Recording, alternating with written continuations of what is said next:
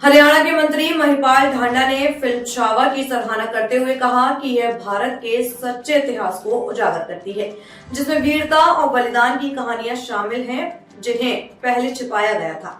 उन्होंने कुछ ताकतों पर युवा पीढ़ी को विकृत इतिहास से गुमराह करने का आरोप लगाया, लेकिन जोर देकर कहा कि अब भारत में एक मजबूत सरकार है।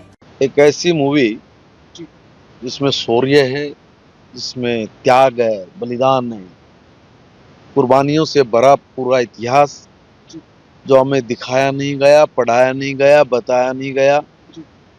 इसके विपरीत इतिहास दिखाकर इस देश के जवानी को, इस देश के दिमाग को विपरीत दिशा में लगा के भारत को तबाह करने का षड्यंत्र रचने वाली शक्तियों ने अपना काम किया था।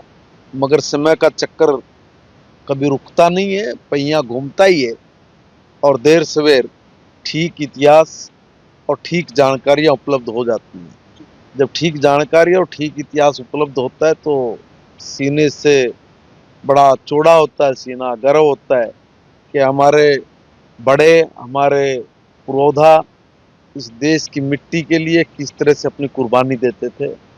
उन्होंने कभी परिस्थितियों के साथ समझौता नहीं किया, बल्कि उन्होंने उन चुनौतियों को स्वीकार करके इस देश के लिए, समाज के लिए और भारत माता के लिए वो किया है जिसको देख के हर नौजवान में प्रेरणा, हर नौजवान में कुछ कर गुजरने का जज्बा पैदा होता है। कमजोर राजनीतिक सोच की वजह से ये सब षड्यंत्र इस देश में रचे गए।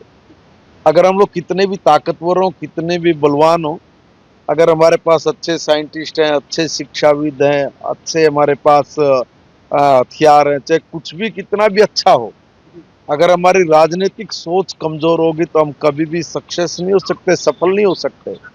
और अगर हमारे पास बाकी चीजों में थोड़ी कमी हो मगर राजनीतिक सोच मजबूत हो तो फिर हमें किसी की परवाह करने की आवश्यकता नहीं। बहुत दिनों तक ये भारत कमजोर राजनीतिक सोच की वजह से दबा कुचला रहा।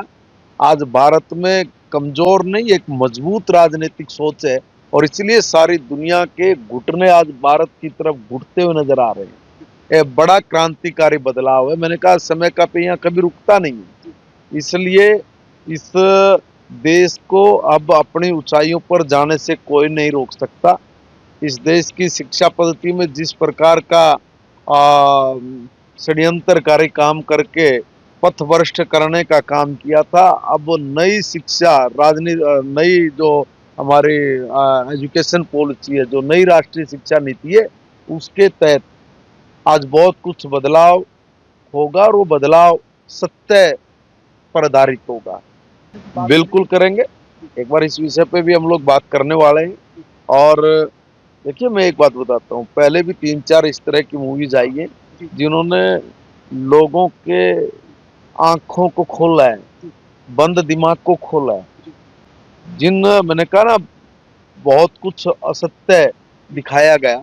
सत्य दिखाने की हिम्मत इसलिए नहीं होती थी क्योंकि कमजोर राजनीतिक सोच थी, और कमजोर राजनीतिक सोच अगर किसी सच्चाई को उजागर करती है तो फिर वो ऐसा करता है जैसे छावा में औरंगजेब कर रहा है। तो अगर आपके पास राजनीतिक मजबूत सोच है तो फिर जो ये सत्य दिखाने का साहस रखते हैं उनके हौसले बुलंद होते हैं और वो तभी कुछ कर गुजरते हैं। आप क्या समझ रहे हैं? ये तो 3-4-5 मूवी इस प्रकार का है जिन्होंने हिंदुस्तान की जवानी को बदल दिया, दिमाग को बदल दिया, सोच को बदल दिया। भारत रुकने वाला नहीं है। इस हिसाब से मैं कह सकता हूँ कि एक बहुत अच्छा अभिनय भी हुआ है, और अभिनय से ज्यादा बात ये कि इसमें बहुत कुछ सत्यता पे आधारित है, वो जरूरी है। मैं एक बात बताना चाहता हूँ कि देश का दुर्भाग्य है कि कुछ अभी भी ऐसे लोग हैं जो पूर्व ग्रह से ग्रस्त हैं, जो कुछ ऐसे लोगों को, कुछ ऐसे आक्रांताओं को, कुछ ऐसे दुष्ट दुराचारियों को अपना सरप्रस्त मानते हैं, उनको अपना आका मान के उनके पद चिन्हों पे चल के अपनी राक्षस प्रवृत्ति का पालन करते हैं। मगर मैं एक बात बताना चाहता हूँ कि भाई आज देश का नौजवान जाग है, आज देश की माताएं, बहनें, बुजुर्ग, आज वो भी, उनमें भी हौसला है।